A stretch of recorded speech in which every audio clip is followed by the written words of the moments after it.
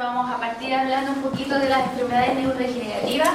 Si hablamos en relación a enfermedades neurodegenerativas, hay que tener claro a qué nos referimos con enfermedades neurodegenerativas, ¿verdad?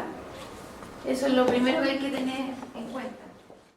¿Qué han escuchado hablar ustedes de enfermedades neurodegenerativas en relación a Alzheimer y a Parkinson? Exacto.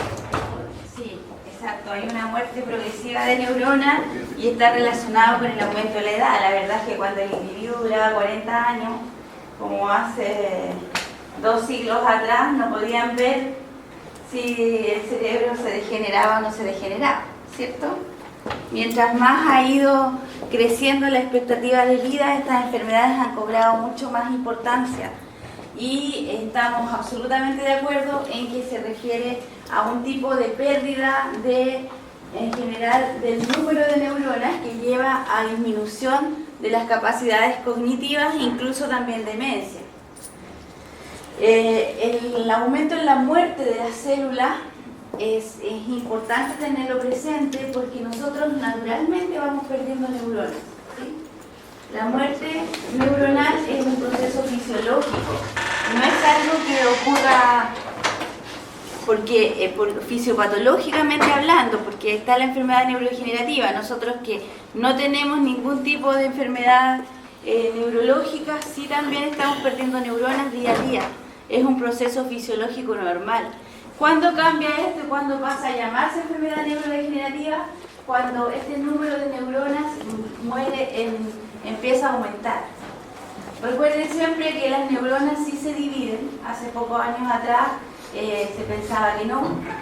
Hoy en día está absolutamente establecido que hay neurogénesis, es decir, que hay división de las células neuronales. Lo que pasa es que la tasa de crecimiento, la tasa de división neuronal es mucho más lenta que la tasa de pérdida de neuronas. Entonces, cuando realizamos la ecuación, digamos, entre las que se nos mueren y las que nacen, ganan las que se van muriendo. Esa es la desventaja. Pero en estos pacientes que tienen una enfermedad neurodegenerativa particularmente, hay un mayor número de muerte neuronal. Y de acuerdo a las zonas neuronales que se van perdiendo, es que vamos viendo el daño asociado. En el caso del Parkinson van a ser neuronas principalmente motoras primero y luego ya avanza hasta las funciones más cognitivas. Y en el caso del Alzheimer van a ser las neuronas de funciones más cognitivas y luego van muriendo más las motoras. Es al revés, ¿sí?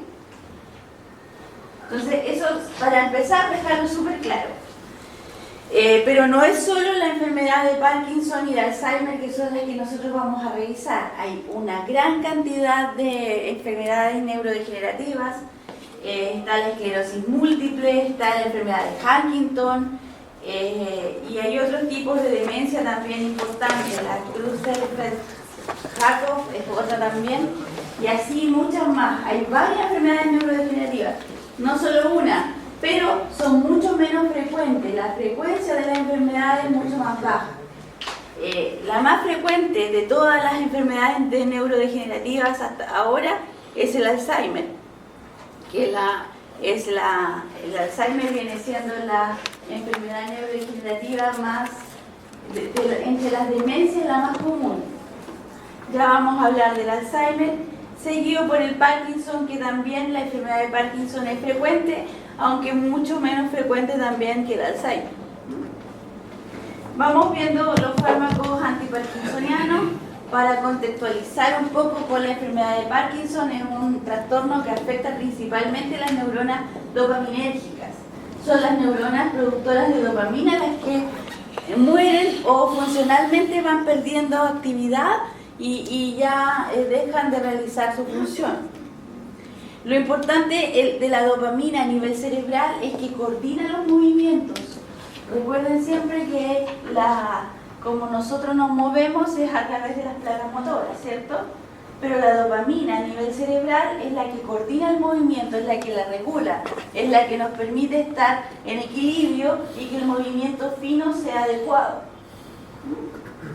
Por eso el paciente de Parkinson, lo que ustedes observan, es un paciente que le cuesta coordinar el movimiento y eso se nota en alteraciones en la marcha, ¿cierto? Caminan un poco extraño y también se nota bastante rigidez muscular. Entonces, desde ese punto de vista hay que tener bien presente todo esto. Generalmente el inicio de la enfermedad ocurre aproximadamente a los 60 años.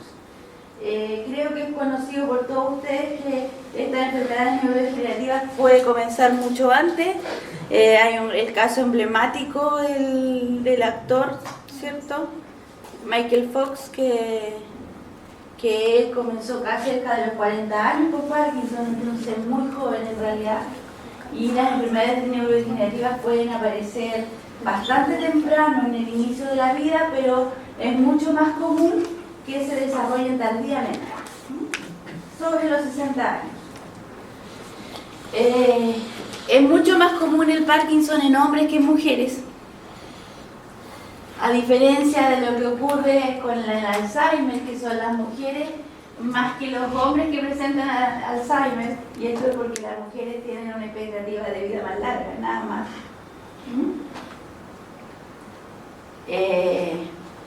Pero en general son los hombres. Y lo otro que es importante en estas enfermedades neurodegenerativas en general, que todos los tratamientos son paliativos. Hasta este minuto no hay tratamientos curativos. Son preventivos o paliativos. O sea, para evitar el progreso de la enfermedad o para enlentecerlo y mejorar la calidad de vida del paciente, pero no para curar al paciente, no es un tratamiento definitivo, lamentablemente hasta este minuto. Se están haciendo muchos ensayos clínicos y la verdad es que se está tratando de buscar alguna forma de que esta enfermedad se detenga completamente, pero hasta este minuto la FDA no ha aprobado ninguna terapia en forma experimental que haya resultado. Hay varios ensayos clínicos de fármacos que presentan una actividad bastante prometedora. En el Alzheimer han habido varios intentos, sobre todo con fármacos inmunológicos, de características inmunológicas, pero lamentablemente han tenido que detenerse los ensayos clínicos en fase 1 o fase 2 incluso, porque generan meningitis u otras patologías. Entonces, desde ese punto de vista no es tan bueno. Bueno, vamos viendo un poco los síntomas del Parkinson. Es una enfermedad que se manifiesta cuando la dopamina ha disminuido en un 80%. O sea, esto es bien importante tenerlo presente porque las neuronas en general tienden a realizar las funciones de otras. Son muy fáciles de que una neurona reemplace la funcionalidad perdida de otra neurona. Entonces, ¿cuándo se comienzan a ver signos? Cuando ya el número de neuronas ha disminuido a tal nivel que las otras neuronas no son capaces de realizar la función. Yo creo que todos ustedes han escuchado que debido a golpes o lesiones cerebrales hay cierta área cerebral que se murió y que la otra realiza la función de la que está, del área que sufrió el daño o la lesión. ¿Lo han escuchado? La funcionalidad del cerebro es impresionante, tiene esa capacidad de adquirir las funciones de las otras. Entonces, ¿cuándo comienza a dar en realidad señales de daño? Es cuando ya el 80% de la dopamina se ha perdido, o sea, muchísimo. Eso que tiene que ser evidente. ¿Y qué nos lleva a pensar en esto? Que en realidad la mejora que podemos tener de estos pacientes es bastante pobre, ¿sí? Principalmente no va a haber una mejora, lo que va a haber es simplemente detener un poco y enlentecer el curso, pero nada más, porque ya ha avanzado demasiado la patología. Entonces, otro de los ensayos que se están realizando es tratar de tener screening, cosa de poder realizar pruebas sanguíneas rápidamente en pacientes jóvenes, que se pueda ver que tiene una prevalencia o una tendencia o algunos factores de riesgo asociados a la aparición de estas enfermedades neurodegenerativas, cosa de tenerlas antes. Sí, dime, María. Entonces, ¿no hay ninguna forma de diagnóstico temprano para la enfermedad de Parkinson? Mira, hay algunos biotest que se están intentando con inmunoensayos, pero todavía masificados hacia nivel mundial que se estén usando, no. Pero sí hay varios intentos con el Alzheimer y con el Parkinson sobre todo. Y por ejemplo, eso de que la dopamina disminuye en un 80%, se queda con 20% de dopamina, ¿no? ¿Cómo detectan eso? ¿Cómo se...? Funcionalmente las neuronas son capaces de ejercer las funciones de otras. Y vamos a ver algunas imágenes. Ahora es muy fácil poder realizar un PET, por ejemplo, a las pacientes y poder visualizar la estructura cerebral y poder visualizar el daño cerebral. Pero nosotros normalmente, ya jóvenes o como nos llevamos en el día a día, a nadie se le ocurre irse a realizar un PET porque sí. A no ser que hubiera tenido un accidente y algo, tú digas, mira, puede ser que este paciente sufrió un daño cerebral por debido al golpe, veamos cómo está su cerebro. Pero si tú estás funcionando y caminando normalmente y todo, no se te ocurre irte a hacer un chequeo que incluya un examen tan específico. Ese es el detalle. Entonces, por eso es que se están buscando estos screening que son como prueba inmunotest, así como rápidamente que tú pudieras hacer el ensayo y poder ver si tienes una predisposición a producir estas patologías o no, porque son patologías severas. ¿Sí? ¿Estamos todos de acuerdo en eso? Entonces, ¿qué es lo que se ve en estos pacientes? ¿Cuáles son los síntomas? Temblor en las manos, los brazos, las piernas, la mandíbula y la cara. ¿Sí? Estos pacientes tienen un temblor fino bastante marcado y este temblor, a medida que aumenta la patología, se vuelve mucho más notorio, ¿sí? Más fácil de ver. Hay también una rigidez en los brazos, en las piernas y en el tronco. El paciente en general camina bastante rígido, ¿sí? No tiene la soltura de movimiento que tienen los demás. Además hay una lentitud de movimiento. El paciente tiende a moverse lentamente y hay problemas de equilibrio y coordinación. Todo lo que realiza la dopamina. El movimiento se puede realizar movimiento porque las placas motoras están bien. El problema es la regulación fina del movimiento. Esto es lo que está fallando. Bueno, ¿y por qué se dice que esta enfermedad es neurodegenerativa? ¿En qué nos basamos para poder ver esto? En la pérdida de las neuronas dopaminérgicas. Lo que existe es una disminución de dopamina por la disminución de las células como tales. Posibles causas de esto, la evidencia es una disminución de la masa gris. Eso es posible de ver, eso es posible de detectar y eso es posible como una evidencia clínica determinada. Además, se pueden observar los cuerpos de Lewis.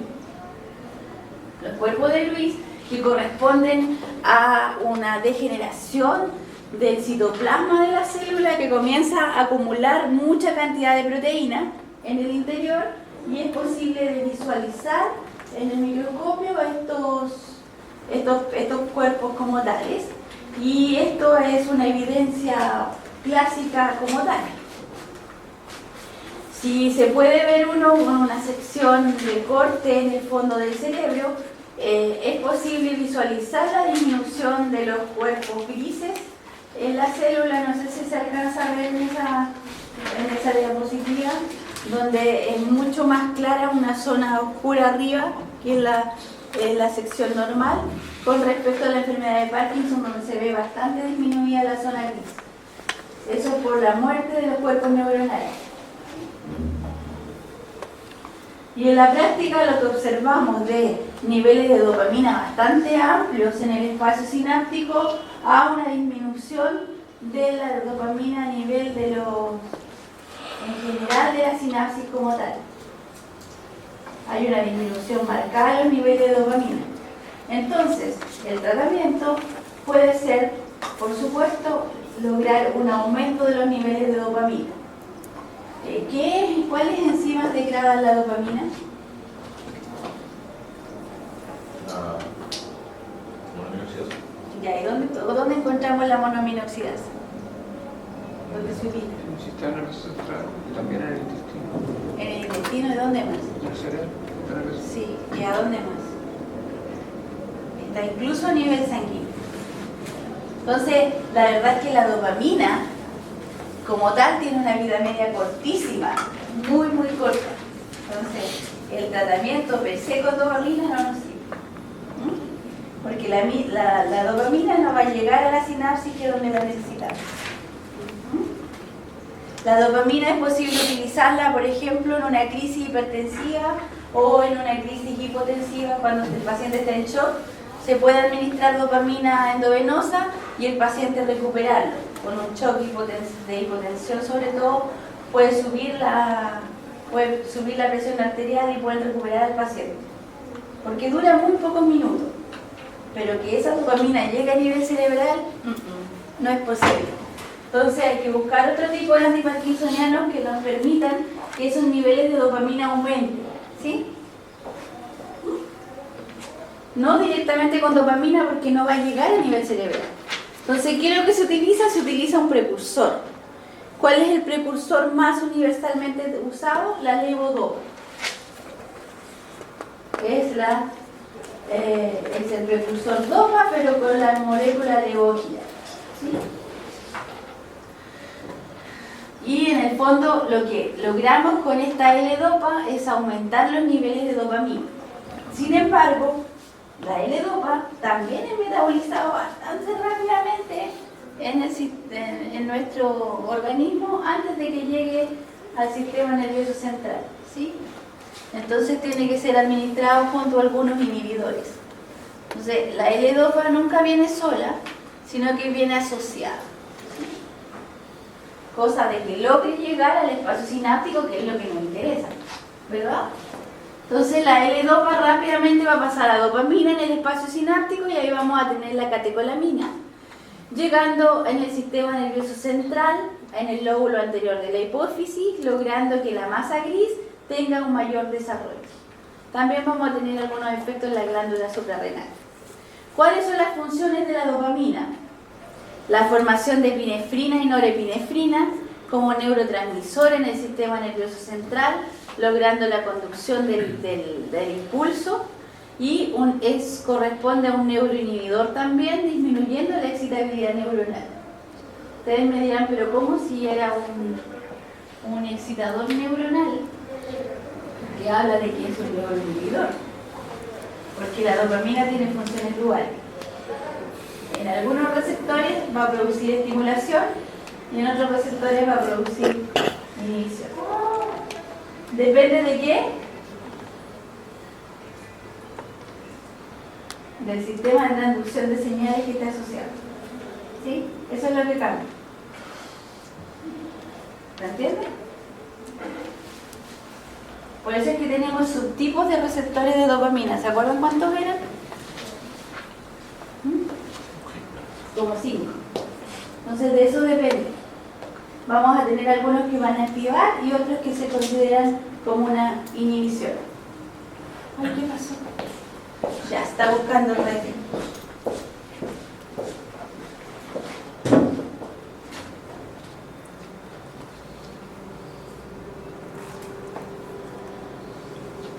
Bueno, y abajo está bastante chiquitito, pero es bien importante tener presente que hay un equilibrio entre la dopamina y la acetilcolina. Si la acetilcolina, si los niveles de dopamina disminuyen, se exacerba la acetilcolina. Entonces, es por eso que muchas de las funciones colinérgicas van a estar destacadas. Y en el caso de cuando hay disminución colinérgica, lo que se va a observar es un aumento dopaminérgico. Entonces, la acetilcolina a nivel cerebral guarda relación con la memoria. Estos pacientes en general no tienen tantos problemas cognitivos ni de memoria, tienen más problemas motores. En cambio, cuando hay una disminución de los niveles colinérgicos, vamos a tener exacerbación de los niveles de dopamina. Y eso nos va a llevar a que el paciente tenga problemas de memoria, pero no tanto problemas motores. Entonces, en la enfermedad de Parkinson observamos problemas motores y en la enfermedad de Alzheimer observamos problemas cognitivos. Entonces, uno se debe a disminución de sinapsis dopaminérgicas en el Parkinson, y en el Alzheimer disminución colinérgica. ¿Sí? Entonces más relacionados con la memoria. Pero los dos pueden derivar a demencia senil. Los dos pueden derivar a demencia senil final. ¿Por qué? Pues los dos finalmente van a llevar a un daño funcional tal que va a afectar tanto el sistema motor en el caso del Alzheimer como en el Parkinson el sistema cognitivo. Entonces finalmente los dos pacientes van a quedar con el mismo daño neurológico, que no van a ser capaces de realizar las actividades mínimas. Entonces lo más probable es que el paciente con Alzheimer se noten los daños motores, que al paciente con Parkinson se le noten los daños cognitivos. ¿Por qué? Porque si el daño motor resulta tan complicado que afecte las funciones vitales como la regulación cardíaca y otras funciones motoras que son indispensables para la vida, el paciente va a morir antes. ¿Sí? ¿Se entiende? Ese es el problema. Hasta este minuto, lamentablemente, el final de estos pacientes siempre es la muerte. Bueno, ¿cómo ocurre este mecanismo de acción en el fondo? Lo que hace es que la dopamina en los ganglios basales vamos a tener una inhibición como tal, y en el fondo en la médula espinal va a tener una función más moduladora o estimuladora. Entonces tenemos que va a producir un aumento de los impulsos voluntarios con un control como tal por la modulación, y una inhibición de todo lo que es los impulsos involuntarios. Entonces todo lo que es el temblor fino y lo que no se puede controlar va a estar bastante mejorado con el aumento de los niveles de dopamina, porque corresponden a movimientos involuntarios. ¿Se explican un poco, no? O ya se enredaron ahí. Por eso es que la dopamina se habla de la acción dual. Por un lado, modula o estimula o favorece, digámoslo así, y por el otro lado también inhibe. ¿Qué va a inhibir? Principalmente movimientos involuntarios. Los movimientos involuntarios, llámese el temblor y los movimientos diskinésicos que no corresponden. ¿Sí? ¿A qué se refiere con formación reticular? Al lugar. Es un lugar anatómico. Es la formación reticular cerebral. Y los otros son los ganglios basales, los que guardan relación con el control fino. Bueno, como en la actualidad el tratamiento para la enfermedad de Parkinson es absolutamente paliativa y preventiva, no cura la enfermedad, eso es súper importante tener presente. La idea es que esta enfermedad se lentezca, que esa gran progresión que tiene sea muy lenta, y de esta forma estimular que los receptores dopaminérgicos sigan realizando su función, y el principal blanco, digamos, para la acción dopaminérgica tiende a ser los ganglios basales. ¿Y los ganglios basales dónde están ubicados? ¿Dónde se ubican los ganglios basales?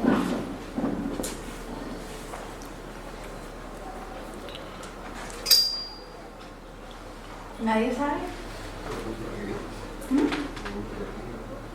Sí, próximo al bulbo raquídeo y próximo también al cerebelo. Bueno, mucha relación con el cerebelo. ¿Sí? Bueno, entonces, en general, los antiparkinsonianos van a aliviar la sintomatología del paciente, van a permitir una mejora en la calidad de vida, y por supuesto que este tratamiento farmacológico es bastante complejo, porque hablamos de una enfermedad que es crónica y que es progresiva. Tiene que pensar que esta medicación va a durar toda la vida que tiene el paciente en adelante. No es una medicación que uno se la dé por un momento. Es una medicación crónica, con todos los problemas que llevan las medicaciones crónicas en general.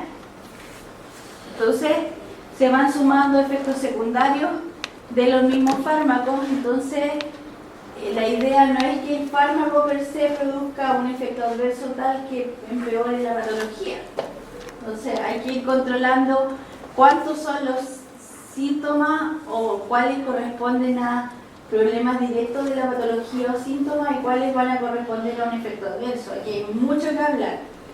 Entonces la idea siempre es mantener la autonomía del paciente, la independencia, y mientras más se puedan controlar complicaciones, son mucho mejor. ¿Y cuáles son las alteraciones que pueden producir la farmacoterapia antiparkinsoniana?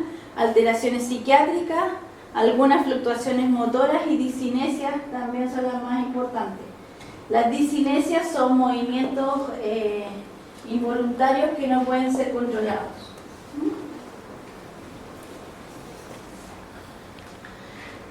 Bueno, las etapas entonces van de este minuto, pueden ser una reducción de la actividad colinérgica para que se exprese mucho mejor la dopamina, o disminuir la supresión de dopamina aumentando los niveles, o directamente un agonismo dopaminérgico. Pueden ser cualquiera de las tres.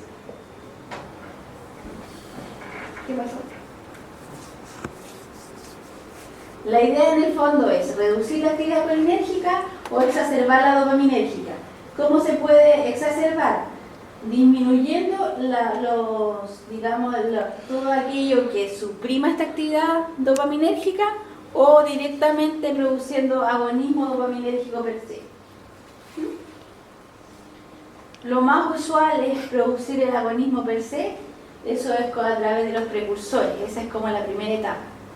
Entonces, ¿cuáles son los fármacos antiparkinsonianos? Tenemos precursores sintéticos de la dopamina, la principal es la L-dopa más la enzima inhibidora de la descarboxilación.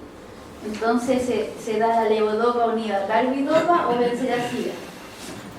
Luego, agonismo dopaminérgico, tenemos la bromocriptina como uno de los fármacos, el pramipexol también se utiliza bastante, la cabergolida, y de eso serían esos tres, yo creo. La apomorfina no tanto, y esos pramipexol, rodipinol, bromocriptina y cabergolida, entre los más destacados. Los liberadores presinápticos de dopamina, amantadina principalmente. La amantadina es un antiviral. Y ustedes dirán, pero ¿cómo un antiviral? ¿Se puede ser utilizado en la enfermedad de Parkinson? Es verdad, se puede utilizar un antiviral fue un fármaco que se lanzó al mercado como una acción antiviral primeramente, y luego notaron que producía también un efecto de agonismo dopaminérgico que era importante y que podría ser útil para los pacientes con Parkinson. Entonces, salvo en Estados Unidos, que se utiliza como antiviral, diría que en el resto del mundo se utiliza mucho más como antiparkinsoniano. No es de primera línea, sí, es un fármaco alternativo. En la primera línea siempre va a ser la levodopa, unida a cualquiera de los dos inhibidores. Los liberadores presinápticos de dopamina vienen siendo entonces la amantadina, anticolinérgico de acción central, el trifenexidilo viene siendo el más utilizado de toda esa serie. Y los inhibidores de la monoaminoxidasa, yo se los había mencionado, ¿se acuerdan cuando vimos los de antidepresivos? La seleginina es la más utilizada. Vamos haciendo un análisis de cada uno. La levodopa es la primera. La levodopa siempre va asociada a carbidopa. En general se administra de 2 a 8 comprimidos por día. Como pueden ver, generalmente se administra cada 12 horas. Y la idea es siempre ir aumentando la dosis, puede ser bastante más frecuente, de acuerdo a las necesidades del paciente. Hay algunas contraindicaciones a la levodopa, en general las arritmias cardíacas, el bloqueo auriculoventricular, la hipotensión ortostática, el glaucoma de ángulo cerrado, algún melanoma maligno y la lactancia está contraindicada la levodopa. Entre los efectos adversos destacan las náuseas, vómitos, diarrea, estreñimiento. Las clásicas gastrointestinales, también puede haber una hemorragia gastrointestinal que puede ser complicada, hipotensión ortostática, cefalea, retención urinaria, visión borrosa. Estas corresponden a efectos anticolinérgicos, si ustedes se dan cuenta, ¿o no? ¿No se dan cuenta? Cuando hablamos de visión borrosa, retención urinaria, hipotensión ortostática, generalmente se refieren a acciones anticolinérgicas. Discinesia de la musculatura orofacial, estos son los clásicos tics de las personas. Y se ha visto que mejoran bastante con la administración en conjunto de vitaminas. Pero lamentablemente al administrar vitaminas disminuye la actividad de la levodopa. Entonces ahí hay que evaluar bien cuánto se puede administrar y cuándo no.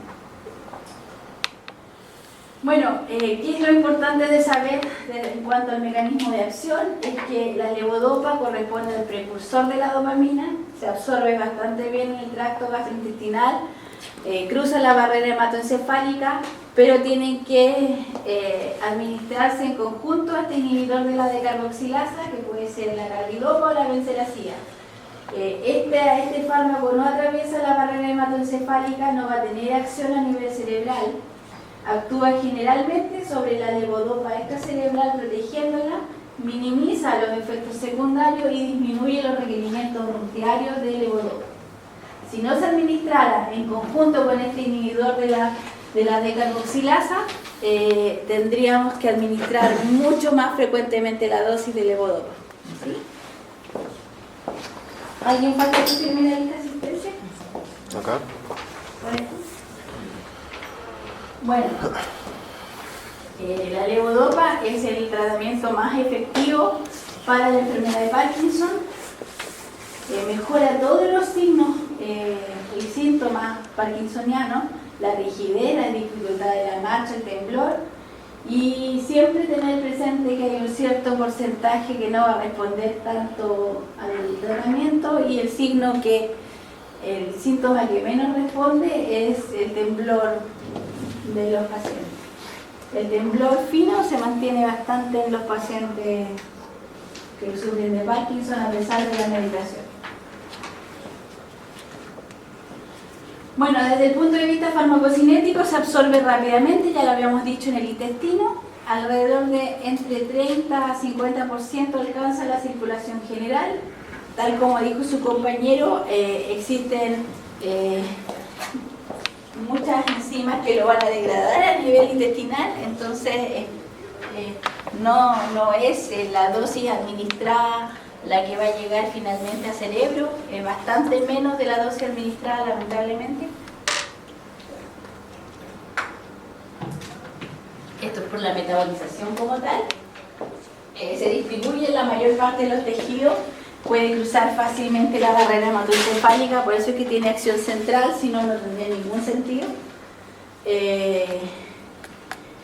Pero en el sistema nervioso cuesta que llegue bastante, porque por todos estos problemas que tiene previos a la llegada al cruce de la barrera hematoencefálica. Por eso es que es necesario administrarla en conjunto con el inhibidor de la decarboxilasa. Se elimina por vía renal. Desde el punto de vista farmacodinámico, algunas de estas moléculas van a cruzar la barrera hematoencefálica descarboxilándose a dopamina. Y luego los receptores dopaminérgicos van a mejorar el equilibrio entre la actividad colinérgica y dopaminérgica, y en este sentido vamos a mejorar la funcionalidad del paciente. ¿Qué? ¿También le falta firmar la asistencia?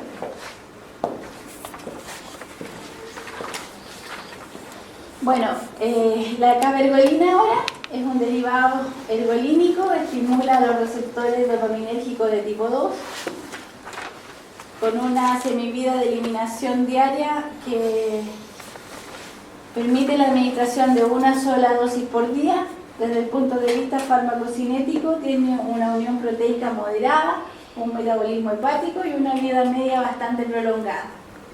Se excreta tanto por orina como por heces. En mayor parte, la mayor excreción es vía hepática.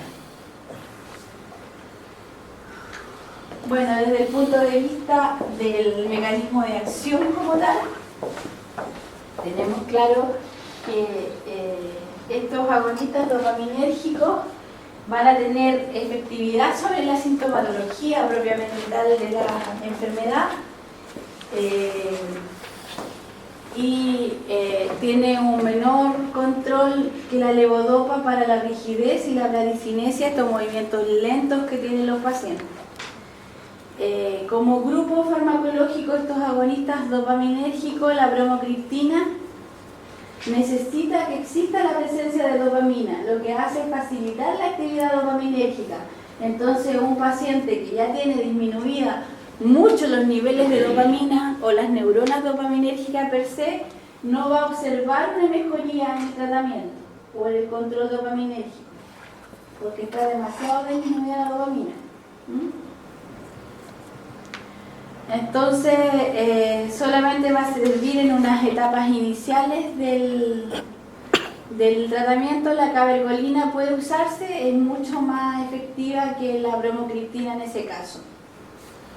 Pero ambas son más consideradas como tratamientos para las etapas iniciales de Parkinson, no tanto las avanzadas. Las posologías usuales van bastante variadas, hablamos entre 1,25 a 2,5 miligramos o 2,5 miligramos en el caso de la bromocriptina. Las contraindicaciones en general para estos agonistas dopaminérgicos, hablamos de la insuficiencia cardíaca o la psicosis como contraindicación. ¿Por qué la psicosis está contraindicada en pacientes en el uso de agonistas dopaminérgicos si tienen Parkinson, además de psicosis, además de esquizofrenia?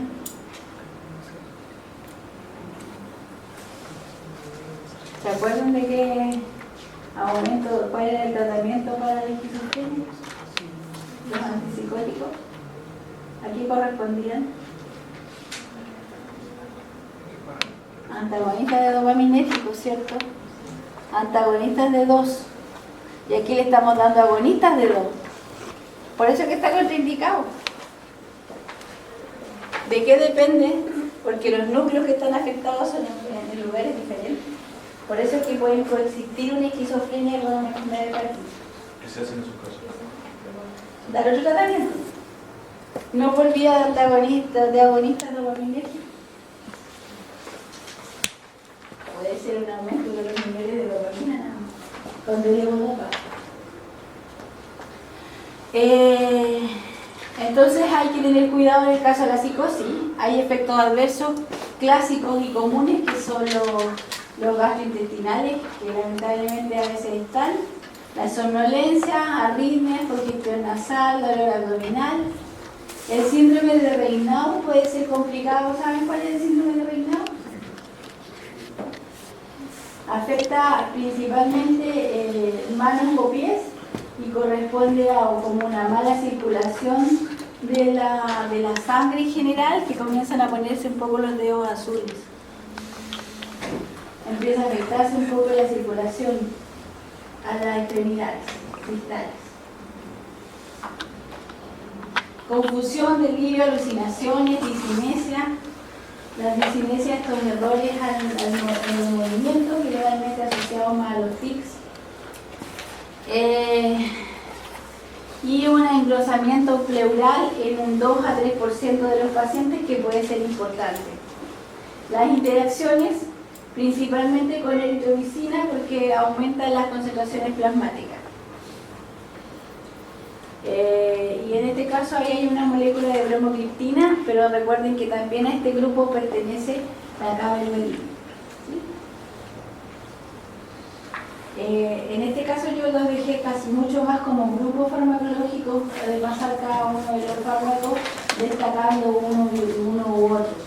Pero además para que se aprendan como grupo las acciones, la farmacocinética, la farmacodinámica e interacciones. ¿Ok? Como grupo farmacológico en sí. Desde el punto de vista farmacocinético se absorbe bastante poco, un 28% de la dosis de bromocriptina, más de un 90% ocurre en metabolización hepática, el 6% nada más de la dosis administrada alcanza la circulación sistémica, o sea, las moléculas que llegan a nivel cerebral son bastante bajas de acuerdo a la dosis. Tiene una vida media plasmática de 3 horas aproximadamente, se unen a proteínas plasmáticas en un 96 a 90%. Por eso es que tienen interacciones, por ejemplo, con la eritromicina, que también se une bastante a proteínas plasmáticas. Desde el punto de vista farmacodinámico, es un agonista del receptor de dopamina, activa principalmente los receptores posinápticos y está descrito que tienen una predilección por los receptores D2. Y en el fondo lo que están encargados estos de inhibir la corteza motora o de modular el movimiento. El pramipexol ahora es un compuesto no ergolínico, tiene un efecto bastante más importante sobre el temblor y la depresión. Se administra por vía oral. Generalmente la dosis aquí va aumentando con el tiempo a intervalos bastante importantes, esto es porque sufre un extenso metabolismo. Está contraindicado en la hipersensibilidad, por supuesto, en el embarazo, la lactancia, en la insuficiencia renal y hepática. Los efectos adversos, principalmente algunos sueños anormales, confusión, los clásicos gastrointestinales con constipación, puede haber algo de delirio y eso es más complicado. Cefalea también, alucinaciones, aumenta el apetito y puede producir insomnio también. Bastante complejo los efectos adversos. Desde el punto de vista farmacocinético se absorbe bastante bien, la biodisponibilidad es bastante alta, se obtienen más o menos las concentraciones máximas entre 1 a 3 horas, que es bien importante. Este medicamento se debe alejar de las comidas porque tiene interacciones con la comida que lleva a una disminución en la absorción. Al igual que los anteriores, es agonista dopaminérgico, aunque un poquito diferente a los demás. Controla las deficiencias motoras de la enfermedad de Parkinson por estimulación de los receptores de dopamina en el cuerpo estriado, principalmente, en esa zona, en esa región cerebral. Recuerden que el cerebro tiene distintas regiones cerebrales y esas regiones tienen mayor actividad hacia distintos neurotransmisores. La región del cuerpo estriado guarda mucha relación con neuronas dopaminérgicas. Como el núcleo del RAFE guarda más relación con ¿qué tipo de neurona?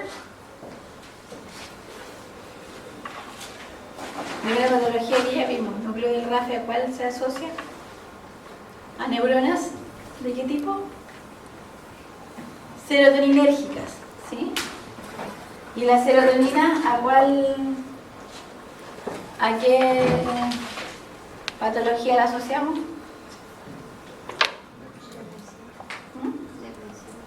Depresión, justamente.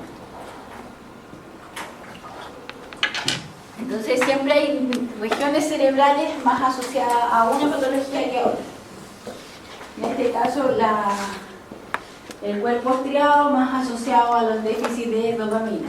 El roribinol es otro agonista dopaminérgico no ergolínico. En este caso son receptores de dopamina de 2, de 3 y de 4, pero tiene una mayor afinidad para los de 3. También se administra por vía oral. Las contraindicaciones son la hipersensibilidad y la insuficiencia renal o insuficiencia hepática, siempre que sean graves, en todo caso, y avanzada. El embarazo, la lactancia y los menores de 18 años, por supuesto, pero afortunadamente no hay mucha enfermedad de Parkinson en menores de 18 años. Los más tempranos estamos hablando aproximadamente entre 30, 40, 50 años, entonces no hay tanto riesgo en ese caso. Los efectos adversos, principalmente náuseas y crisis de sueño, alteraciones a cuando se puede dormir. La dopamina, que es la amantadina, en este caso es un antiviral. Actúa bloqueando los receptores de NMDA, N-metil-D-aspartato, si ustedes se recuerdan. Es bien tolerada, produce cambios de humor importantes, retención urinaria, ataxia, que son movimientos descoordinados, seroftomía y confusión y alucinaciones como efectos adversos más importantes. Si ustedes se acuerdan de los receptores de NMDA, los habíamos mencionado antes, ¿o no? ¿Con otros fármacos? ¿Ya habíamos visto agonistas o antagonistas? Agonistas de GABA. NMDA. No, pero específicamente del receptor NMDA. Habíamos visto más antagonistas del receptor que agonistas. ¿Se acuerdan? La actividad en general del receptor NMDA es bien compleja porque también se asocia mucho a alucinaciones. Y habíamos hablado de que los antidepresivos tricíclicos tienen también actividad sobre el receptor NMDA, si ahora se acuerdan. Está escrito abajo en todo caso. Entonces, generalmente este receptor se asocia un poco a la aparición de alucinaciones. Incluso cuando vimos los fármacos cuando vimos los anestésicos generales, ¿se acuerdan? Y locales. Entre los anestésicos generales pasamos un anestésico en especial que tenía una actividad sobre el receptor NMDA. Ese fármaco, dijimos que se vendía con receta médica bastante retenida en algunos países, que todavía se da, y en Chile en general no se daba y que estaba más asociado a animales. Y corresponde a la ketamina. Esto era porque fue un fármaco que tiende a producir alucinación. Entonces, que es uno de los efectos adversos que tiene el receptor NMDA. Por eso lo quería destacar, porque está ahí la confusión y las alucinaciones propias del bloqueo del receptor NMDA. Los fármacos que actúan sobre este receptor generalmente tienen este tipo de efectos. Van a haber más de uno. Hay varios fármacos que vamos a ver, incluso va a haber las drogas de abuso, vamos a ver directamente algunas drogas de abuso que actúan sobre el receptor. Por eso me interesó destacarlo. Los antagonistas anticolinérgicos. Los antagonistas anticolinérgicos, el más conocido es el trifenexidilo, es un análogo sintético de atropina. La atropina es un receptor anticolinérgico per se, que ustedes lo van a estudiar con muchísimo detalle.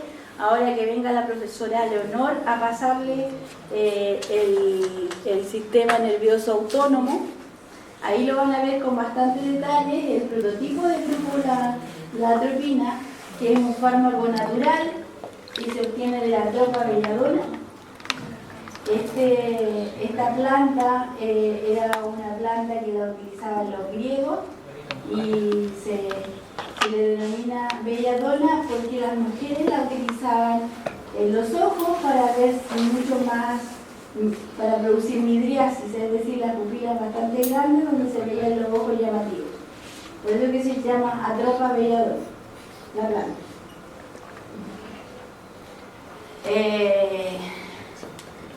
Desde el punto de vista de la vida media es de 10 a 12 horas, es un fármaco antagonista competitivo de la acetilcolina y de otros receptores muscarínicos, pero tiene muy poca acción sedativa. Recuerden que los anticolinérgicos en general tenían una acción y todos los fármacos, por ejemplo, que vimos que tenían acción anticolinérgica, como los antidepresivos tricíclicos, producían sedación por este efecto anticolinérgico. Este tipo de anticolinérgico, en especial el trifenexidilo, no tiene una acción sedativa a pesar de ser anticolinérgico. Profe, pero los ADC también tienen acción sobre el OH. Sí, también. Por La eso vitamina que- también puede producir. Por eso que tiene más acción sedativa. Por eso es que podría producir más acción sedativa, sí. Pero este también podría tener algo de acción sedativa, eso les quiero dejar presente. Si bien no es directamente considerado un fármaco que produzca una somnolencia importante, podría producirla. Porque es anticolinérgico, o sea, nunca nos olvidemos de eso. Es un fármaco anticolinérgico. ¿Y por qué se da la acetilcolina? Y esto es lo más importante que ustedes tienen que tener presente. ¿Por qué bloqueamos la acción colinérgica? Porque si disminuimos la acción colinérgica se puede expresar mejor la acción dopaminérgica. Eso es lo que se está buscando, que se equilibren más las funciones. Al bloquear la función colinérgica vamos a lograr una mejor expresión dopaminérgica. Eso es lo buscado en este caso. Los efectos adversos, los clásicos anticolinérgicos como tales: boca seca, disminución de las secreciones bronquiales, midriasis, fotofobia. La midriasis es clásico que vaya asociada a la fotofobia, porque cuando la luz impacta las pupilas, los ojos se producen miosis. Entonces, si tenemos efecto midriático, va a llegar mucha luz a la pupila y va a molestar muchísimo el sol o la luz en general. Por eso es la fotofobia. Visión borrosa, glaucoma agudo, taquicardia, retención urinaria, constipación y disturbios en la memoria, como los más graves. Por supuesto que no es tan frecuente estos problemas, son efectos adversos que se pueden presentar en algunos pacientes, en otros no. Eso que le quede súper claro. Los efectos adversos también guardan mucha relación con lo que son las acciones un poco placebo que están asociadas a todos los pacientes. En general, una persona que sepa qué efectos adversos van a aparecer va a estar atenta a la aparición de ellos. Entonces, por ejemplo, si ustedes estudian bastante farmacología y saben bastante bien los distintos efectos adversos de la terapia, el médico les va a prescribir un medicamento y ustedes inmediatamente van a saber qué efectos adversos puede producir y van a estar esperando la aparición del efecto adverso. Y créanme que sí les van a aparecer. Van a estar atentos ahí a, bueno, este fármaco es anticolinérgico, va a producir boca seca. Apenas se lo tomen van a empezar con la boca seca inmediatamente.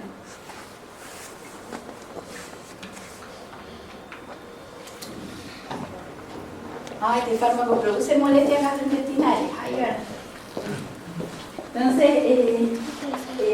desde ese punto de vista, ¿qué es importante cuando ustedes hablan con el paciente? Con el paciente es indicar los efectos adversos más graves que puedan aparecer, pero en el sentido de que si usted presenta alguna complicación, por favor visita al médico. Tan simple como eso. O si te preguntan que ya sienten algún efecto adverso y te preguntan si es debido a la medicación, mejor enviarlo que regrese al médico. Eso es lo otro. Ahora son los inhibidores de la monoaminoxidasa. En este caso vamos a pasar a la seleginina. La seleginina es un inhibidor de la MAO de tipo B, por supuesto que va a interferir con el metabolismo de dopamina, con lo cual vamos a mejorar los niveles de levodopa, por ejemplo, si lo damos asociado a levodopa en el espacio sináptico. Recuerden siempre que estos pacientes tienen muy pocos niveles de dopamina, entonces mientras menos la metabolicemos, mucho mejor. Tiene además un efecto antiparkinsoniano bastante leve. Los efectos adversos son principalmente náuseas, alucinaciones, confusión, depresión, hipotensión ortostática, insomnio, arritmias, bradicinesia y disinesia. La bradicinesia es lentitud en el movimiento y la disinesia son errores al mover. Las precauciones: hay que tener cuidado si se administró fluoxetina. Recuerden siempre que las monoaminoxidasas no se pueden administrar los IMAO próximos ni a la terapia de antidepresivos tricíclicos ni tampoco a la terapia con inhibidores selectivos de la recaptación de serotonina. Entonces, si el paciente estuvo en este tratamiento, hay que esperar bastante tiempo a que se elimine completamente la fluoxetina en especial, porque ustedes se acuerdan, la vida media de la fluoxetina, ¿de cuánto era? Como 3 días, 72 horas. Sí, sí, era larguísima. Entonces, desde ese punto de vista, hay que esperar mucho tiempo antes de tratar. Se habla de 5 semanas por lo menos, que se espera antes de iniciar la terapia. Va a interferir bastante, hay que interfiere con los opioides, hay que tener mucho cuidado porque puede producir una agitación grave e hipertermia, porque las consecuencias pueden ser absolutamente fatales. Hay que recordar que el dimerol también corresponde a un fármaco opioide. ¿Y de qué manera interactúa aumentando la acción de los opioides? Sí, sí, sí. Produce una depresión que puede ser fatal. ¿Profe, qué es estupor? ¿Estupor? Es como un coma, es como parecido al coma. Es cuando el paciente no responde muy bien. Como una pérdida de conciencia, un poco así. Había algo que se me había olvidado decirles. Yo les hablé de la hipertermia maligna, ¿se acuerdan? La hipertermia maligna, que es un problema que se produce generalmente con los neuroeléctricos, con la clase pasada. Se me olvidó destacar lo importante que, o lo grave que pueden ser los signos de hipertermia maligna. No fue hipertermia, ¿sí? Síndrome serotoninérgico. No fue el síndrome serotoninérgico. Yo les hablé de un síndrome asociado principalmente a los neuroeléctricos. ¿Se acuerdan de la clase pasada?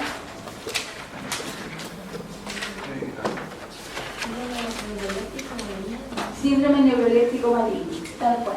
El síndrome neuroléptico maligno se asocia principalmente a una hipertermia muy grave, un alza de la temperatura muy importante con destrucción muscular súper importante.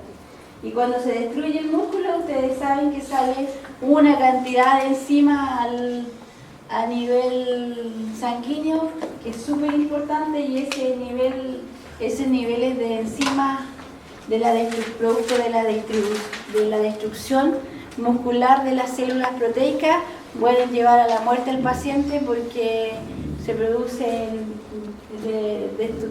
desniveles metabólicos importantes, ¿sí? Desde el punto de vista metabólico se desestabiliza completamente al paciente. Por eso es tan grave el síndrome neuroléptico maligno. Eso se me había olvidado destacar de la clase pasada.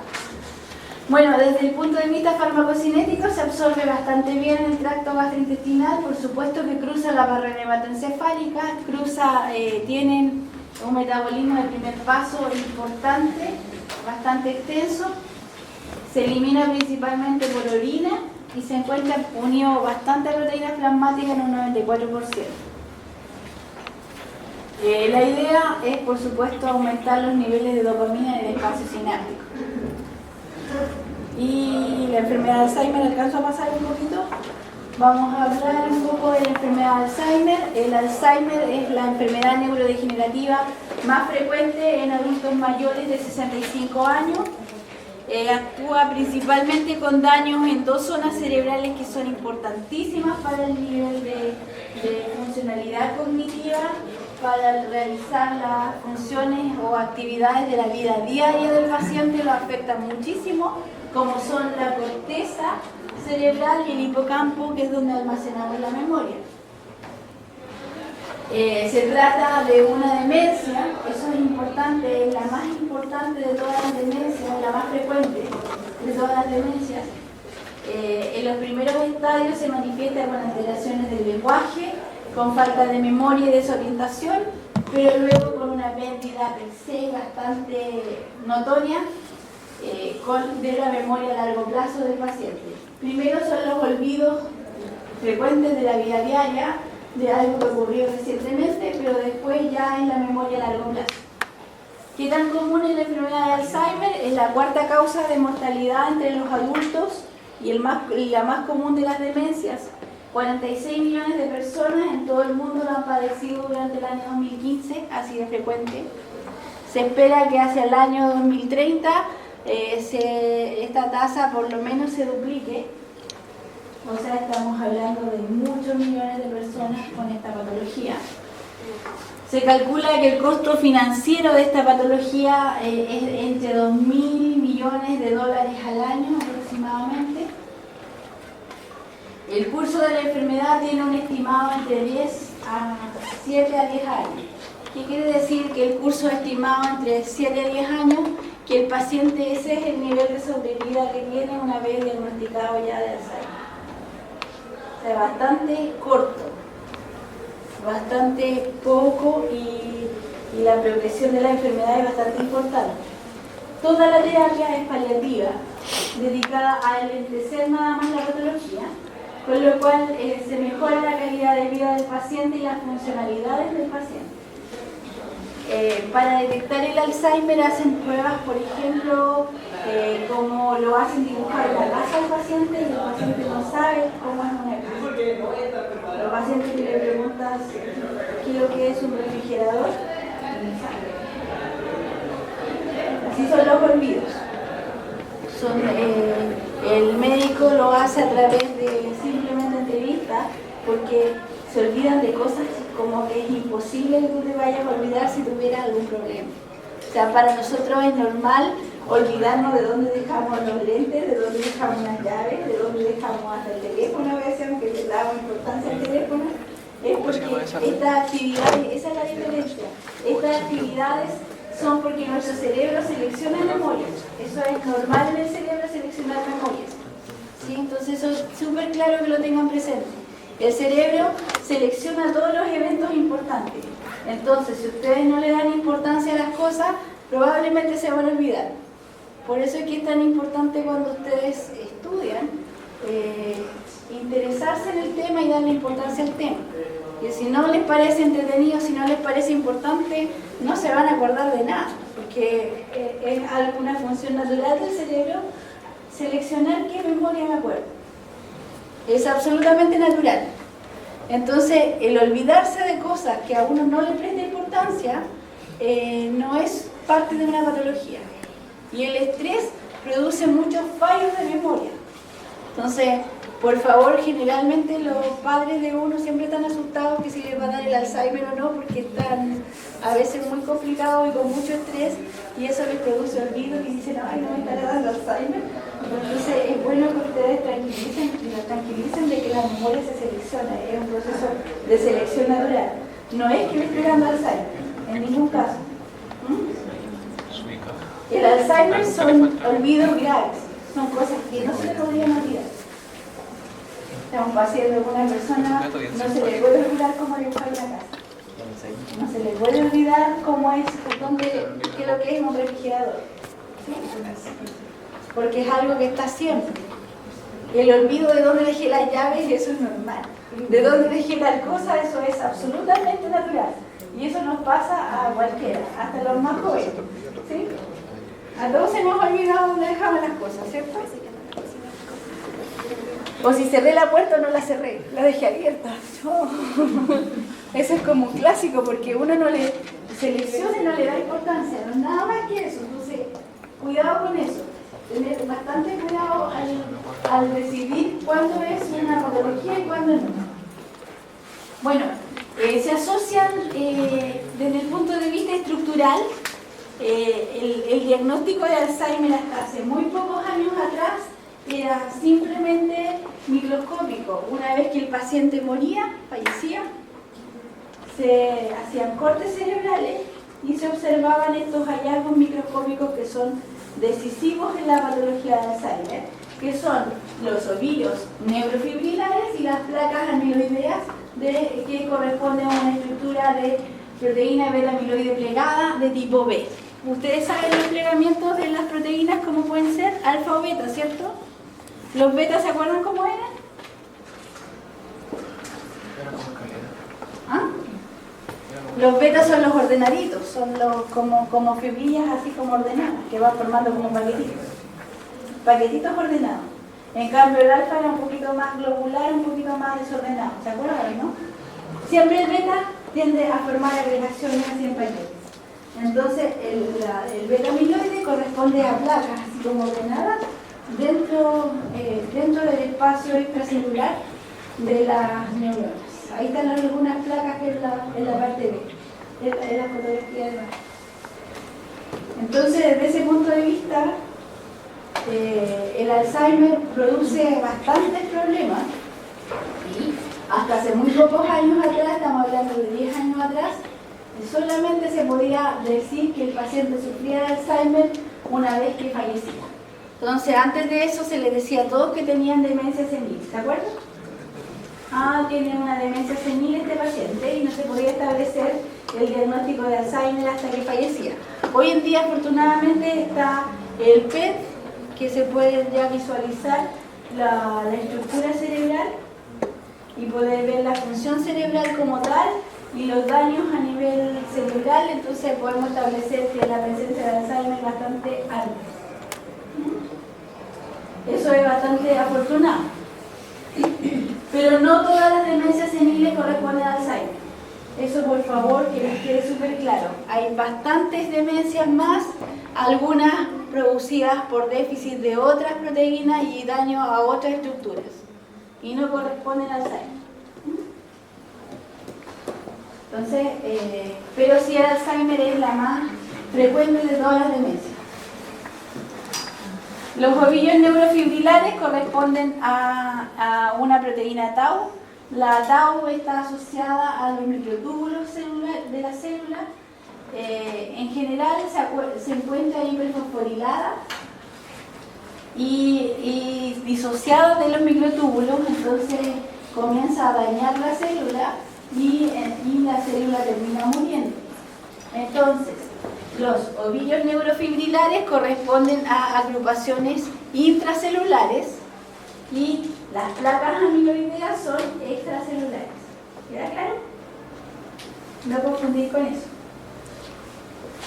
Eso es bien importante. Entonces, con todo esto, la estructura celular se altera con la presencia de estos ovillos al interior de la célula, se pierde la conexión neuronal y, por supuesto, termina la célula muriendo. Y esto es bastante importante en todo lo que es el hipocampo. En el hipocampo almacenamos nuestra memoria. En el hipocampo están todas nuestras interconexiones que nos hacen recordar. Y cada vez que nosotros recordamos, activamos algún tipo de sinapsis en el hipocampo. Para poder recordar y para poder rememorar, hay que activar las sinapsis hipocampales. Bueno, los ovillos neurofibrilares se encuentran también asociados a una gran deficiencia acetilcolinérgica que está presente en estos pacientes con Alzheimer. Esto es porque se atrofian las neuronas, lo que termina por la degeneración colinérgica. Las neuronas empiezan a degenerarse y a morir. Principalmente las subcorticales, y el núcleo de Meynert es uno de los más afectados. Entonces, hay un déficit además de acetilcolintransferasa y déficit de receptores colinérgicos en general. Entonces, las sinapsis colinérgicas son las que están más dañadas, más deterioradas, pero funcionalmente se van a afectar todos los neurotransmisores. O sea, las más afectadas son las colinérgicas, pero vamos a ir afectando todas las demás, no solo las colinérgicas, porque se están muriendo las neuronas. Ese es el detalle. Entonces, las primeras que van a ir siendo afectadas colinérgicas, pero después todas. ¿Sí? Se pierden todas las funciones cerebrales. Entonces, desde ese punto de vista, es importante tener presente. Ahora las placas amiloideas corresponden a unas muestras de células que tienen Alzheimer, corresponden a depósitos extracelulares que están asociadas o muy próximas a las neuronas. Estos depósitos corresponden a este péptido beta-amiloide, que es un péptido derivado de una proteína normal, es una proteína fisiológica, que es la proteína PP, que es una proteína de membrana. ¿Sí? Esta proteína en el fondo se libera y es metabolizada por dos vías, una vía amiloidogénica y una vía no amiloidogénica. Fisiológicamente prevalece la vía no amiloidogénica y por eso es que no formamos mucho amiloide, que es una proteína mucho más chiquitita, que es una proteína soluble, y esa proteína puede salir del cerebro y puede ser absolutamente eliminada en nuestro sistema, en nuestro propio organismo. Pero el beta-amiloide no, el beta-amiloide tiene una estructura mucho más larga, corresponde entre 27 y 42 aminoácidos. Mientras más aminoácidos tiene, más poder de agregación y más dañina es. Lamentablemente. Entonces este péptido, una vez que se agrega, va formando estos depósitos próximos a la célula. Estos depósitos son detectados como extraños y como dañinos, lo que produce la actividad de las células gliales. La glía está producida como limpieza y como defensa también en otra de las acciones que tiene, lo que produce neuroinflamación. Y la inflamación va dañando y va produciendo más daño a nivel cerebral. Entonces es una patología conjunta por la presencia y deterioro, es progresivo, producto también de esta neuroinflamación. Entonces igual es importante este proceso neuroinflamatorio que ocurre en el Alzheimer. Y se ha visto muchos ensayos, incluso se ve que los AINES, que son los analgésicos no esteroidales que se utilizan en forma regular, podrían reducir la producción de beta-amiloide. Entre ellos se ha visto el ibuprofeno y la indometacina, pero se tienen muchas dudas, no hay estudios concluyentes tampoco, no han sido concluyentes los estudios como para decir, tomándome ibuprofeno es bastante frecuente, lo más probable es que se termine con un problema renal, hay que evitar el Alzheimer, entonces es complicado. No se puede establecer como tal. Hay ciertas teorías, pero no está absolutamente claro. Entonces, la neuroinflamación asociada produce muchísimo daño. Hay citocinas asociadas a esto. ¿Y cuáles son estas citocinas?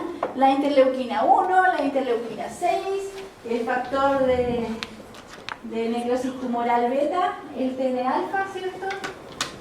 Esto es como las citoquinas más importantes, son las mismas citoquinas proinflamatorias. ¿Sí? Entonces, estimula esta microglía, los astrocitos, los oligodendrocitos, para asegurar estas citocinas proinflamatorias, las cuales van a producir más daño neuronal. Ese es el problema, contribuyen al daño neuronal. La neuroinflamación, en general, el sistema inmunológico a nivel cerebral, es beneficioso cuando es muy tenue. Cuando ya se exacerban los niveles neuroinflamatorios, siempre van a producir daño y siempre van a producir deterioro. Eso que quede súper claro. Por ejemplo, un pequeño golpe no va a producir problemas cerebrales, y si hay algún tipo de pequeña derrame cerebral o algo que vaya a llevar a una neuroinflamación muy pequeña, a lo mejor no va a dejar muchas secuelas. Pero si el golpe es más grande y la hemorragia es mucho más masiva, la neuroinflamación va a llegar a tal nivel que incluso puede llevar a la muerte inmediatamente al paciente. Entonces, la neuroinflamación a nivel del sistema nervioso central es muy complicada. Eso que les quede súper claro.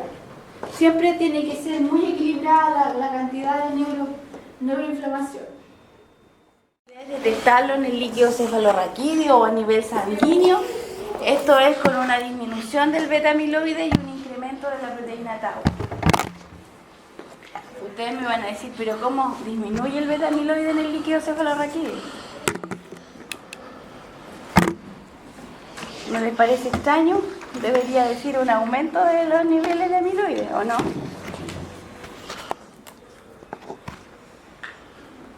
Nosotros tenemos beta-amiloide de forma natural, fisiológica. Cuando les expliqué en la clase pasada, les decía que el beta-amiloide se puede metabolizar de dos maneras. Había una vía amiloidogénica y otra no amiloidogénica. Las dos conviven de manera fisiológica y natural. El problema es que sobreexpresamos los niveles por la vía amiloidogénica y el amiloide tiende a agregarse. Entonces, si forma agregados macromoleculares, no los vamos a detectar en el líquido cefalorraquídeo. Por eso es que se aprecia una disminución. Por si les llama la atención. Nosotros esperaríamos que tuviera un aumento, no haya una disminución. Bueno, entonces esta enfermedad se puede catalogar como una fase inicial o leve, es donde hay pequeño deterioro de la calidad de vida del paciente, no hay una afección de las actividades diarias del paciente, hay una intermedia o moderada y luego una terminal, final o ya más grave.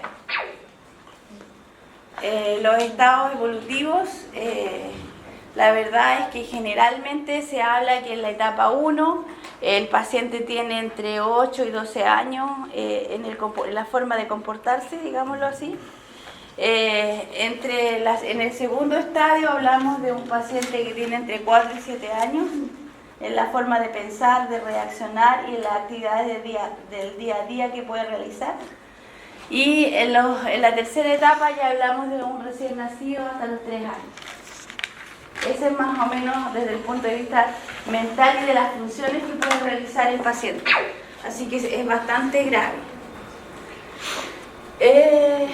Entonces siempre es importante tener presente que estos corresponden a trastornos de memoria, trastornos del lenguaje, incapacidad en la realización de actividades motrices diarias, alteración de la identificación de objetos y dificultades para planificar o pensar de forma abstracta. Estos pacientes no pueden coordinar muchas ideas, la planificación es la que se ve más afectada.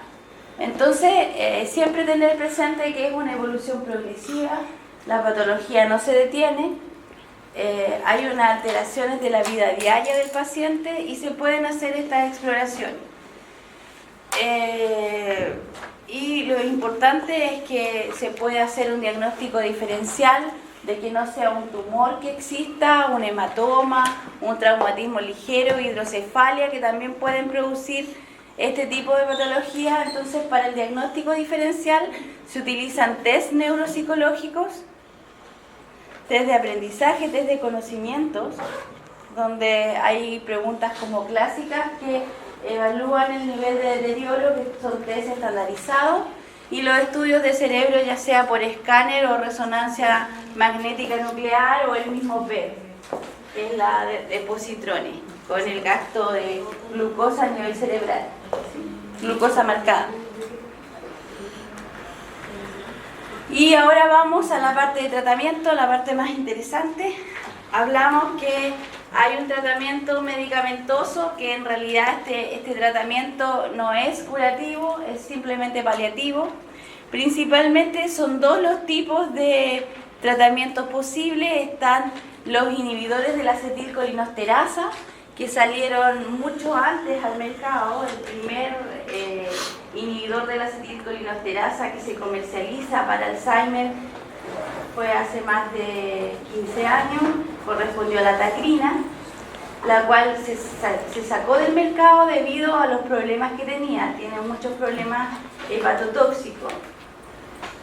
Y después de la tacrina salen al mercado tres medicamentos más que también son inhibidores de la acetilcolinesterasa, y ahora también sale al mercado un antagonista del receptor NMDA que corresponde a la nemantina, que también ha sido aprobado tanto a nivel de la FDA hace más de 8 años que ya está en el mercado, también en la Agencia Europea del Medicamento, y en Chile también ha sido aprobada, también está disponible en el mercado. Aparte de estos tratamientos, también hay otros tratamientos que ustedes podrían encontrar en la farmacia, pero corresponden principalmente a algunos vitaminas del complejo B unidos a algunos fitofármacos, que se da alguna propiedad de que va a ayudar al sistema nervioso.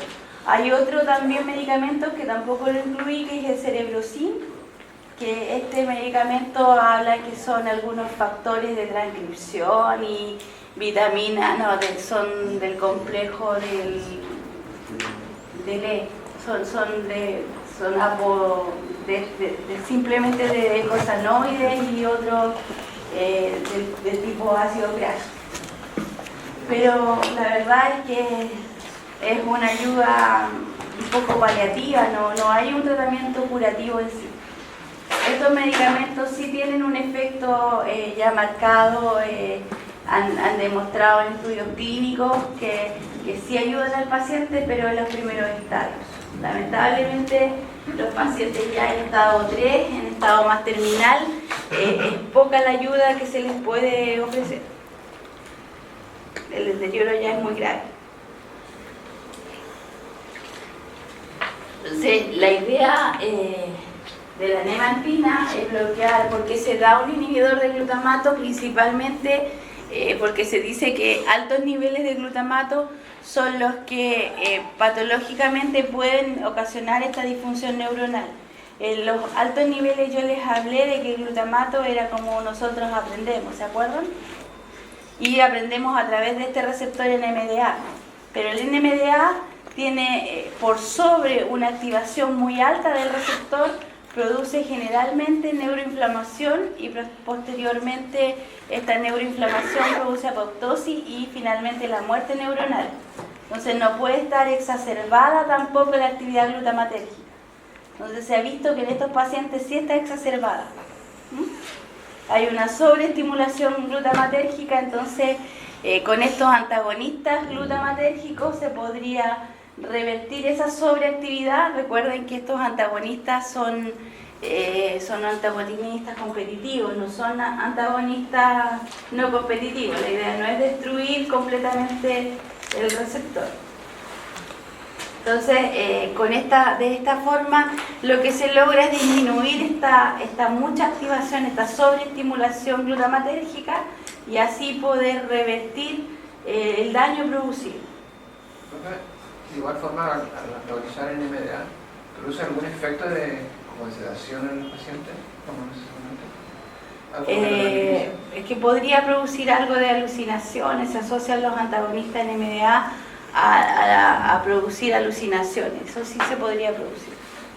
Están asociados al receptor, al antagonismo del receptor. Generalmente porque hablamos más de modulación que nada. Otro de los tratamientos que sí se pueden administrar en conjunto, y ustedes ya lo hemos revisado, son contra el insomnio, para la depresión, contra la ansiedad, que son los que ya revisamos. Entonces siempre tener presente que los objetivos del tratamiento van a ser disminuir el progreso de la enfermedad, mejorar el comportamiento, confusión o agitación que tienen los pacientes, apoyar a los miembros de la familia, porque en el fondo esta patología causa mucho desgaste familiar también. Entonces desde ese punto de vista es bastante difícil manejar a estos pacientes. Recuerden que el estado de depresión o de agitación, los niveles de ansiedad que manejan, producto de que no recuerdan bien, también les produce muchos problemas, entonces eso también hay que tratarlo, o sea, no es menor el tratamiento y eso también genera posibles interacciones farmacocinéticas y farmacodinámicas entre los fármacos. Recuerden que todos son fármacos de acción central y ya hemos dicho que no es bueno mezclar fármacos con acción central. Entonces siempre hay que evaluar el riesgo-beneficio. Estos pacientes están en un estado bastante crítico, entonces es necesario usar la medicación y estarlos vigilando para cualquier tipo de problema poder solucionar. Son pacientes crónicos además, nunca olvidar. Bueno, la idea siempre es por lo menos enlentecer la pérdida de la memoria cognitiva, de la función cognitiva en sí, y mantener la independencia del individuo. Estos individuos generalmente se les considera o se les evalúa de manera de si son capaces de realizar actividades de la vida diaria o no. ¿Qué tan afectadas están sus actividades de la vida diaria? Esa es la forma de poder catalogar en qué estadio de la patología están, en el 1, en el 2 o en el 3. Cuando son capaces de realizar todas las actividades de la vida diaria, decimos que están en el estadio 1, pero que tienen la patología, a eso me refiero. En el estado 2 ya tienen afectación de las actividades de la vida diaria, y en el estado 3 ya no las pueden realizar.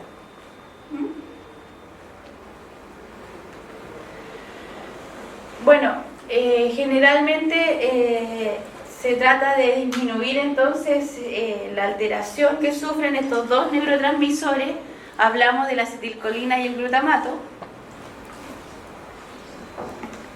Los inhibidores de la acetilcolinosterasa, como su nombre lo dice, impiden la degradación de la acetilcolina a nivel de la sinapsis colinérgica, y en el fondo esto ayuda a que mejoren los niveles de acetilcolina en el espacio sináptico. Entonces mejoraríamos las sinapsis colinérgicas.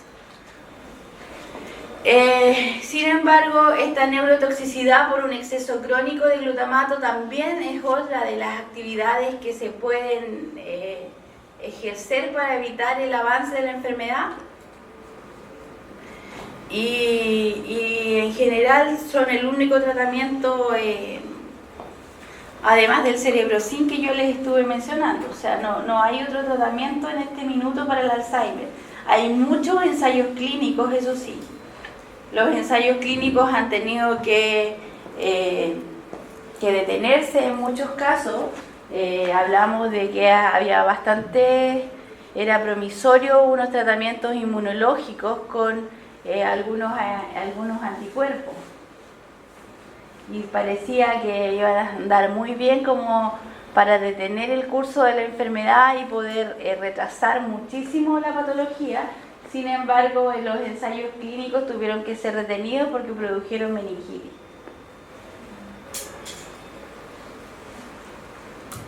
Lamentablemente se detuvieron en fase 2. Hay ensayos clínicos también con AINES, tampoco han demostrado efecto beneficioso, no pudo ser relacionado a la estadística para poder decir de que eran beneficiosos también. Entonces, ustedes pueden encontrar en Alzheimer muchísimos ensayos clínicos, pero no han sido aprobados otro tratamiento farmacológico que estos que yo les estoy mencionando. Algunos tratamientos también que se dan como coadyuvantes, digamos, del tratamiento, antipsicóticos para tratar la agitación o la psicosis que presentan algunos enfermos. Tratamiento de la depresión, antidepresivos, principalmente con inhibidores de la recaptación de serotonina.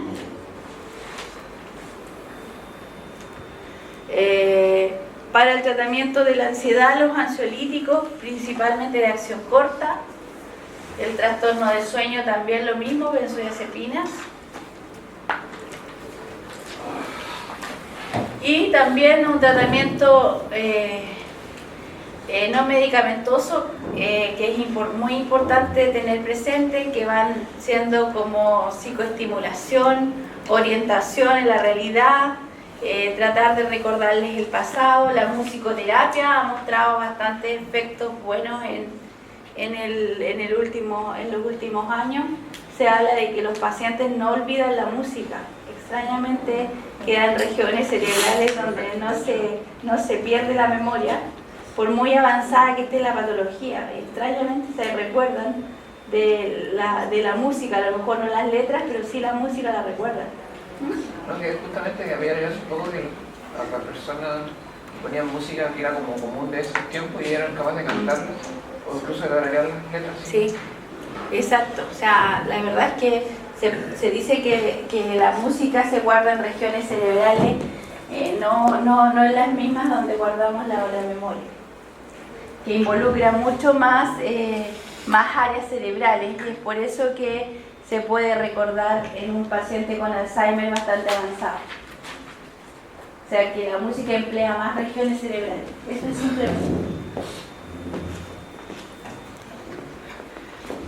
la estimulación sensorial y por supuesto los ejercicios físicos con kinesiólogos. Bueno, los inhibidores de la acetilcolinesterasa no van a ser útiles en todos los pacientes, eso que siempre tiene que quedar presente.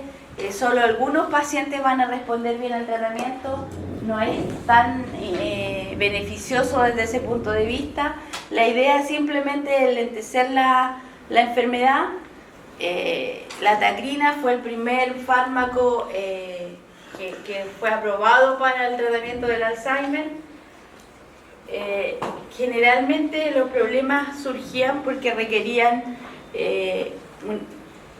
una pauta de administración muy alta, hablábamos de 4 veces al día, y la verdad es que eso generó bastantes problemas de toxicidad hepática. Entonces, por eso fue retirado del mercado. Además de ser un fármaco que actuaba como inhibidor de la acetilcolinesterasa, actuaba con receptores muscarínicos de tipo M1 o M2, y generalmente ayudaba mucho desde ese punto de vista a la enfermedad. Sin embargo, las RAM de alteraciones gastrointestinales y hepatotoxicidad limitaron su uso hasta que lo sacaron del mercado. ¿Profe? ¿Sí? ¿Estos medicamentos también producían toxicidad cardíaca? No, el caso de la tacrina fue directamente por hepatotoxicidad. Pero no podría uno asociarlo como Por el M1 no producía tanto daño. Por los efectos muscarínicos no. Se sacó por la hepatotoxicidad directamente. Eso era. Entonces, si nosotros vemos en el esquema y nos fijamos en una sinapsis colinérgica, lo importante es la cantidad de neurotransmisores en el espacio sináptico. A diferencia de las sinapsis adrenérgicas, la acetilcolinesterasa es el principal medio para eliminar la acetilcolina del espacio sináptico. ¿Se acuerdan que en la sinapsis adrenérgica hablábamos de que lo principal era la recaptación? La MAO tenía un efecto, pero no era tan importante como la recaptación. En el caso de la acetilcolina, no. La acetilcolina es la acetilcolinesterasa, el principal medio de degradación de la acetilcolina en el espacio sináptico. Entonces, con esto logramos aumentar los niveles de acetilcolina en el espacio sináptico y la sinapsis, entonces va a ser más funcional. Eso es lo que estamos buscando. Mantener aquellas sinapsis funcionales. Pero si al paciente ya se le murieron, ya llegaron a apoptosis, la mayoría de las neuronas, es poco lo que podemos hacer aumentando los niveles de acetilcolina. Eso que les quede claro. Entonces, por eso es que estos medicamentos inhibidores de la acetilcolinesterasa son útiles en los primeros estados de la enfermedad. En los últimos, cuando ya quedan muy pocas neuronas funcionales, no vamos a ver grandes cambios. ¿Sí? ¿Cuáles son los que están en el mercado? La ribastigmina, el donepezil y la galantamina.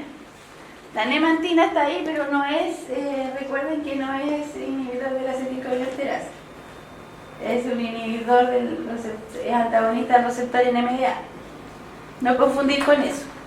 Entonces, para el Alzheimer leve, moderado, hablamos de ribastigmina y donepezil principalmente como principal tratamiento, y para el Alzheimer moderado severo, la galantamina y la nemantina.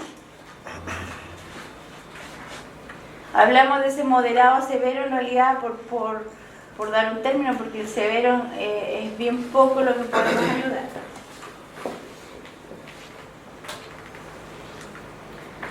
Bueno, el donepezilo es un inhibidor mixto de tipo competitivo y no competitivo. Muestra un perfil bastante parecido a la tacrina, son bastante parecidos. La potencia, la diferencia, es una vida mucho más potente que la tacrina.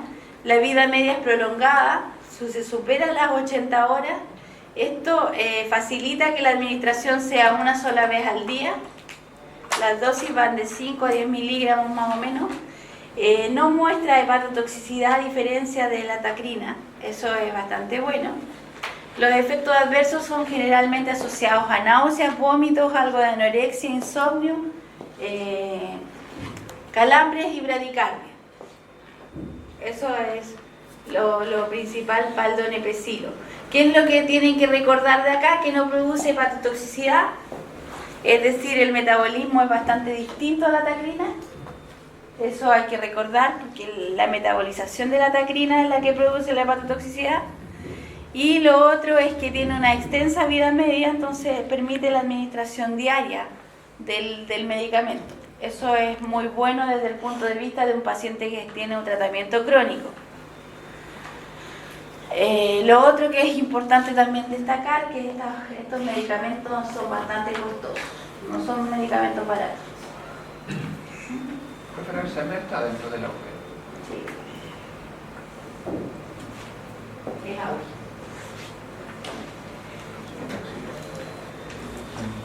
Bueno, aquí hay un cuadro comparativo de los efectos adversos. El donepezilo hablamos de náuseas, vómitos, diarrea, anorexia.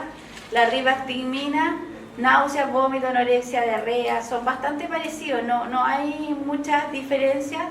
Lo importante de ver estos efectos adversos que pueden disminuir un poco con la comida. Entonces, desde ese punto de vista se administran en conjunto con la comida.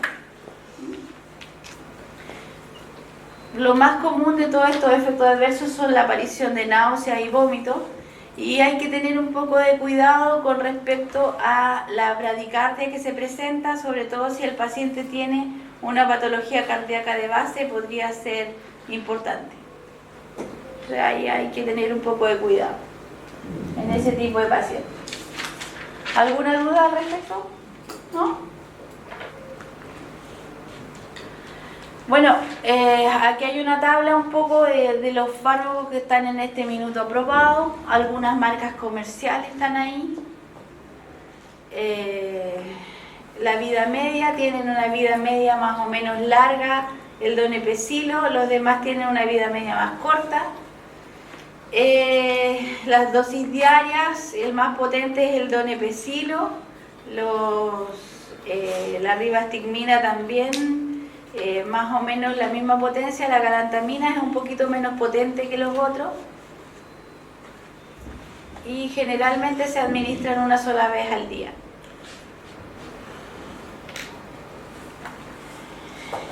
Solamente la tacrina salió del mercado, los otros siguen aprobados porque no han demostrado estos efectos de toxicidad.